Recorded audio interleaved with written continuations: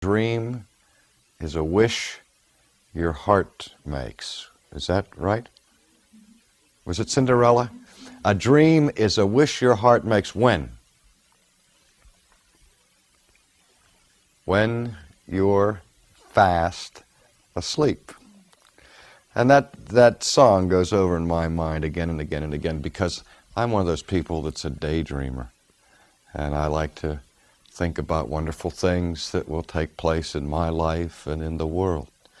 But in the reality of our daily lives, I've discovered a very simple point that I'm sure most of you discovered long before I did, and that is that nothing usually happens to our dreams if they are never translated into goals. But for achievement to take place, for movement and progress to happen, that dream has to become a goal. Otherwise, it becomes simply an idle fantasy fit for contemplation in the midst of sleep. The second thing that has to happen for a dream to become real is that people have to wake up, and they have to move in the direction of action. And so that's why I began with our focus on the importance of understanding that for spiritual growth to take place, there has to be effort, there has to be discipline, there has to be a willingness to pay the price, to overcome all kinds of adversity and obstacles in a very real struggle. But a goal set before us tells us at least which direction the energies that we are involved with in our struggle are to be focused, because people can be determined and they can be zealous, but if they're not moving in the right direction, then it's hardly likely that they will end at the right place. Now, my question for this session is, what is the goal of spiritual growth? Or to state it another way, what is the goal or the purpose of the Christian life? I'd like to answer that partially by directing your attention for a moment back to the very earliest parts of the Old Testament record, to the first chapter of Genesis, and I'm going to be reading selectively, reading in verse 26, "And God said, Let us make man in our image, after our likeness, and let them have dominion over the fish of the sea, and over the fowl of the air, and over the cattle, and over all the earth, and over every creeping thing that creeps upon the earth. So God created man in his own image. And in the image of God created he him, male and female created he them." And then moving down quickly to verse 31, we read the following, "And God saw everything that he had made, and behold, it was very good." Now it's the next sentence that I want you to hear. "And the evening and the morning were the sixth day." We see that the pattern or the structure of creation, as the author of Genesis gives it to us, is set within the framework of settings of individual days. And on the first day, God creates one thing, and on the second day, he creates another.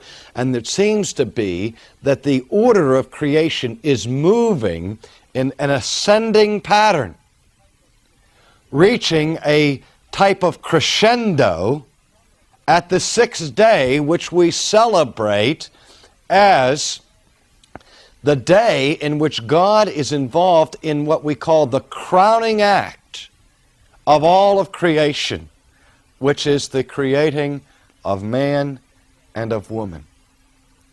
But so often, as we read that account, our attention is arrested at the end of chapter 1, at the end of the sixth day, as if by examining the first 6 days of creation, somehow we have exhausted the riches of that divine act of creation. And we come to that crescendo point at the sixth day, and then sort of regard the seventh day as a concluding unscientific postscript, sort of an addendum that's tacked on in the second chapter, sort of a sigh of relief, maybe an interlude of breathing where we just say, oh yes, on the seventh day God rested, and so on. But if we do that, what we do is we interrupt the flow of the biblical record and allow our eyes to come to rest at the wrong place. There's a sense in which the six-day creation narrative gives us the theology of humanism, because we see the pinnacle of movement at the sixth day. But in biblical categories, the sixth day is not the ultimate day of the work of creation. It is the penultimate day. It is important, it's exceedingly important to be sure, but it's not the final movement of creation. If we want to find out in Hebrew categories what the goal of creation is, what the purpose of this whole narrative is, we have to get beyond the sixth day and move to the seventh day. And let's do that right now. Let's look and see what the text tells us about the seventh day. Thus the heavens and the earth were finished, and all the host of them. And on the seventh day God ended his work which he had made, and he rested on the seventh day from all his work which he had made.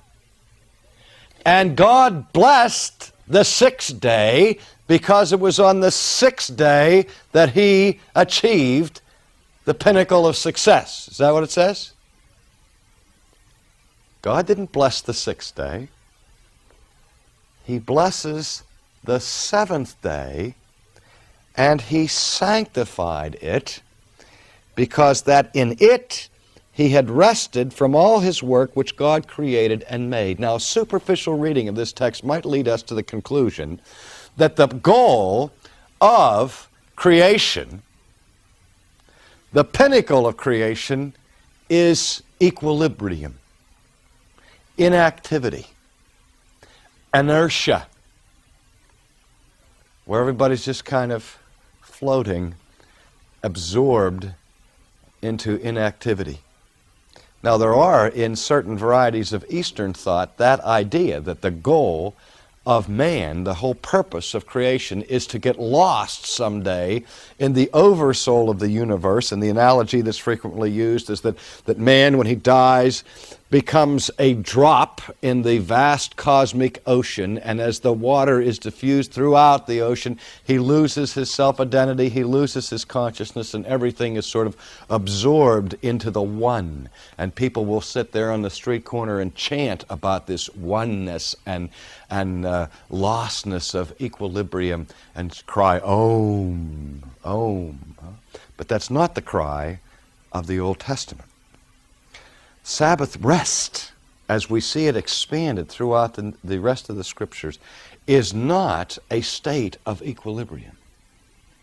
But the point is that if we read between the lines and garnish it with the rest of the Scriptures, I think it's safe to say that what we hear here is that the goal and the end for which man is created is holiness. That's the purpose. For consecration.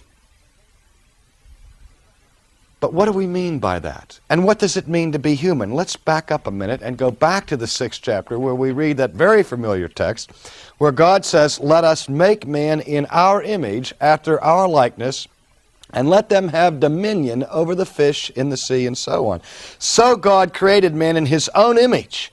In the image of God created he him, male and female created he them. You've heard it said a jillion times that man is created in the image of God. That man and man alone is what the theologians call the imago Dei, the image of God. What does it mean to be in the image of God? Historically, the church has tried to wrestle with that because it's kind of a metaphor, isn't it? if we take it crassly and literally, as one religious institution does, the conclusion we might come to is that if we're in the image of God, we are what? We would be looking like God. We'd say, hey, that young man over there is the spitting image of his father. He's not a chip off the old block. He's the old block himself. Come back. And I look at him and I say, wow, he looks just like his dad. And when we think of images, we think of those things which reproduce a likeness of an original. And the copy, insofar as it participates in likeness to the original, recreates or represents that idea. And Mormon theology, at least in some branches of it historically, argues vociferously for the corporeal nature of God, that God has a body, that God is confined to space and time, that he has 2 arms, 2 legs, 2 eyes, a nose, 2 ears, and so on, just like you do. And one of the classical arguments for it is what? It says here in the Bible that man is created in the image of God. If you want to know what God is like, look at man, and you see the carbon copy. And so man, or God is perceived of as an exalted human figure, so to speak. That's a very crass kind of literalism. And the church, of course, has rejected that notion for 2,000 years, and with good reason, because this imagery that is used here is qualified and corrected abundantly throughout the Scriptures, telling us that God is not a man, that God is a spirit, that he's not contained to space and time, and so on. So then what does it mean that we are created in the image of God? It has something to do with an analogy, something to do with likeness. There's some way, at least, we are like God. Now that's a very dangerous thing, isn't it, in our thinking? Because if we overemphasize the likeness, what can happen? We end, as the Bible teaches us, in idolatry. When we begin to turn God into the image of man. That's what idolatry is, to worship idols, to worship things in the created world as if they were God. And some people have said that today the problem with theology is that God has been created in the image of man. Ludwig Feuerbach in the 19th century made that protest. He's the guy that said, you are what you eat, remember? That's why so many people are eating rich foods, pastries, and all the rest. They want to, well, anyway, he said that people have a tendency to create their image of God by extending human characteristics to the nth degree. And so there was a reaction against that.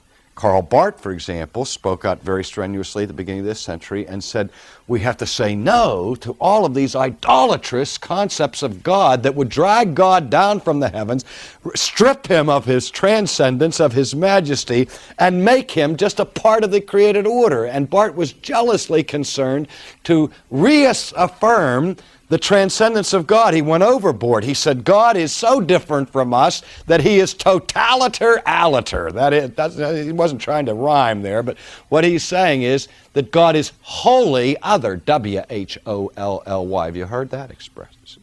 God is wholly other. And I think, now wait a minute, if we think about that for a second, I talked to a theologian not too long ago who was taking that literally, and he's saying God is absolutely other from mankind. There's no sense at all in which he's like us.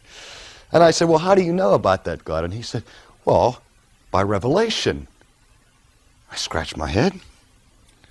I say, if God is absolutely other from us, no way in which he's like us, how can he possibly reveal himself to us? And he said, well, easy, through the Scripture, through Jesus, through nature. I said, wait, you missed my point. I mean, yeah, you believe that the Bible reveals him and nature reveals him and everything, but I'm asking a more fundamental question. I said, how could even the Bible do it? How could even Jesus do it? If God is utterly dissimilar from us, there'd be no common point of reference by which any communication could possibly take place between the Creator and the creature. Do you understand that? Theologian got it instantly, and he said, whoops. He says, maybe I shouldn't say that God is wholly other. I said, man, maybe you shouldn't say that God is wholly other. So we look for that sense in which there is that likeness between man and God. And the church historically has said, well, we focus in on certain human faculties, like that man has the capacity to think, to reflect, or the capacity to make decisions, moral choices. He's a volitional creature. He has a will, and so on. And we look at those sort of things and we say, God can think, man can think. God can make choices, man can make choices, and so on.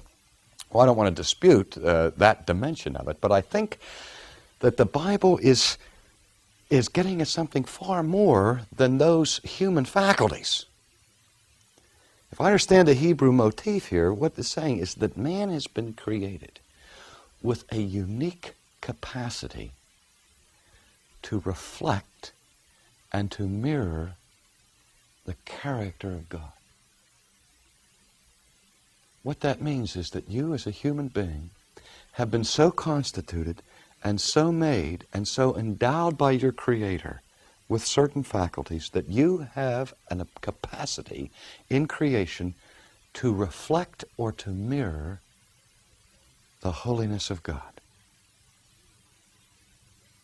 You are not holy in and of yourself. God is holy in and of Himself.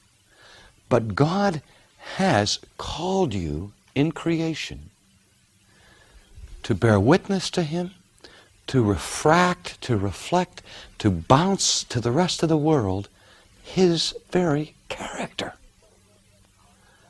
Is that not what Christ does in His life of perfect obedience? Does He not fulfill the purpose and the destiny for which man is created? No wonder the theologians talk about Jesus as the new humanity, and why Paul speaks of Him as the new Adam, in whom the fullness of the Godhead dwells bodily. But more than that, He is the brightness of God's glory, the express image of His person. And Jesus says to His disciples, if you see me, you've seen the Father. Now, we have to be careful there.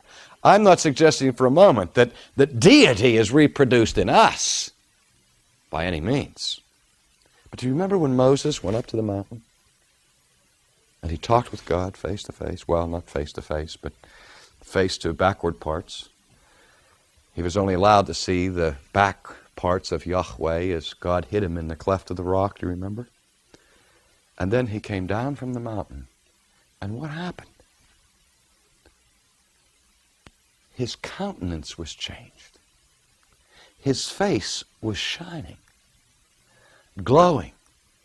There was a refulgence of glory bouncing off of Moses. Was it that suddenly the internal glory and majesty of this Midianite shepherd suddenly and finally broke through his skin so that people could see what was really inside of Moses for the first time? You know better than that.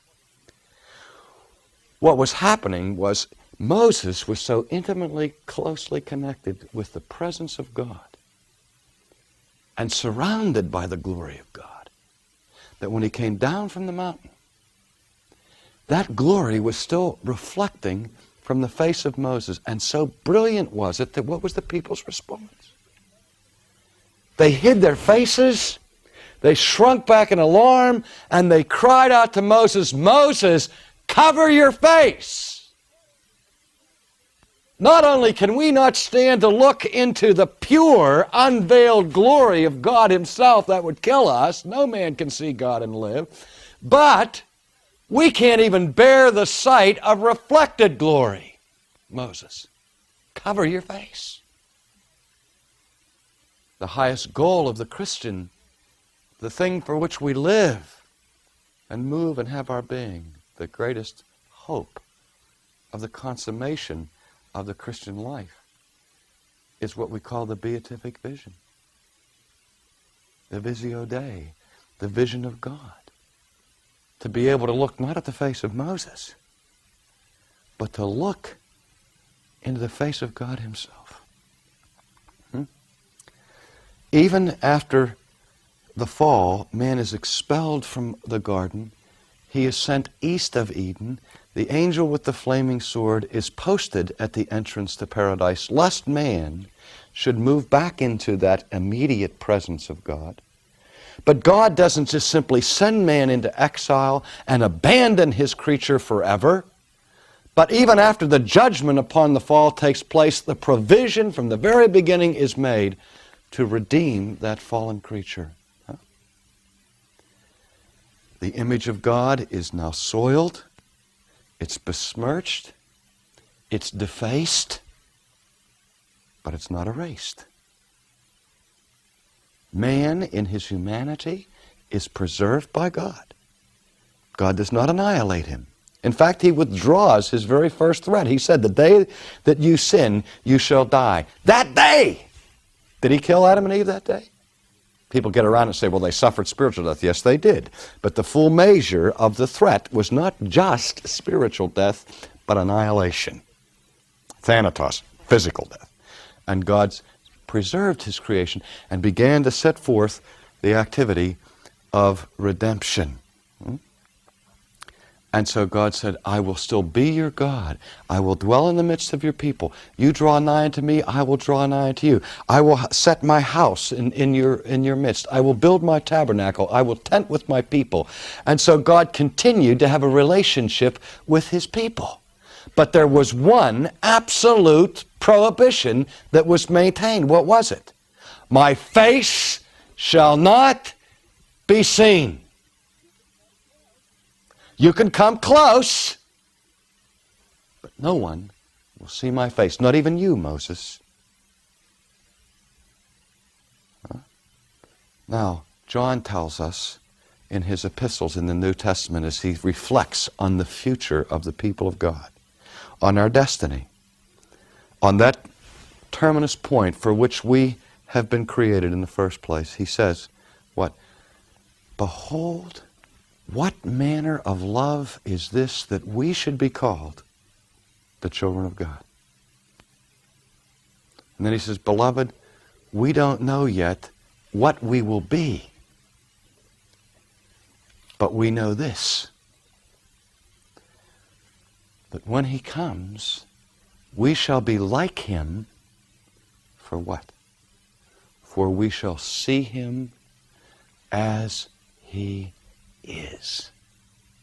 The Latin, in se est. We will see him as he is, not as he is reflected, not as he is mirrored by the glory of his creation, or even by the image of his people that he's made, but we will see him as he is in himself. We will look unveiled directly into the face of God. And in that moment, the whole fullness of your human spirit will be satisfied. Now, why don't we see him now? Who has promised the vision of God in the New Testament? The Beatitudes go down, and certain blessings and benedictions are pronounced by Jesus upon his people. Who will be comforted? The people who mourn. Huh? Who will be fed? The people who hunger and thirst after righteousness. Well, who has promised that they will see God? The pure in heart. Blessed are the pure in heart, for they shall see God. But dear friends, we are not pure in heart. Nobody in this room has ever seen God. And that's why.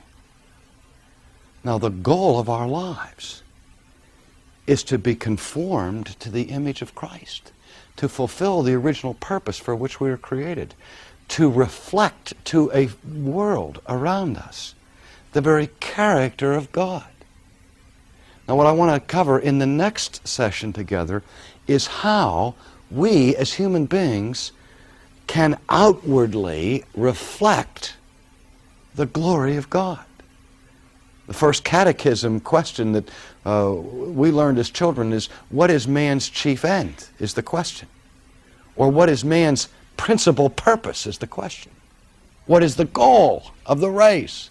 And the answer that we had to recite was, man's chief end is to glorify God and to enjoy him forever. I was never able to put that together, because everything that they told me that was defining what it means to glorify.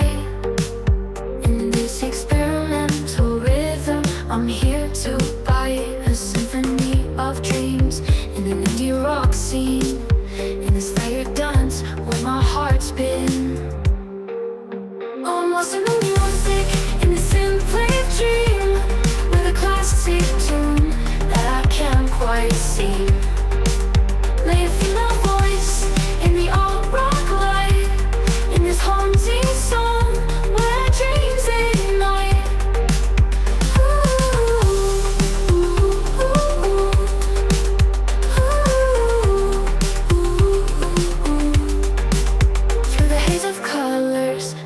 starry night. I found my rhythm in the soft moonlight. Echoes of the past, they whisper sweet. In this rock world where the beat repeats, melodic whispers like a distant tide. In this experimental rhythm, I'm here to bite a symphony of dreams in an indie rock scene, in this layered dance where my heart's been. Oh, I'm lost in the music, in the symphony of dream, with a classic tune that I can't quite sing. Lay a female voice in the alt rock light, in this haunting song where dreams ignite. Feel the heart of the night where the guitars play. I found my rhythm in the soft momental way. A sweet surrender to the rock beat, in this haunting moment where my heart skips a beat. Oh, I'm lost in the music, in the symphony of dream,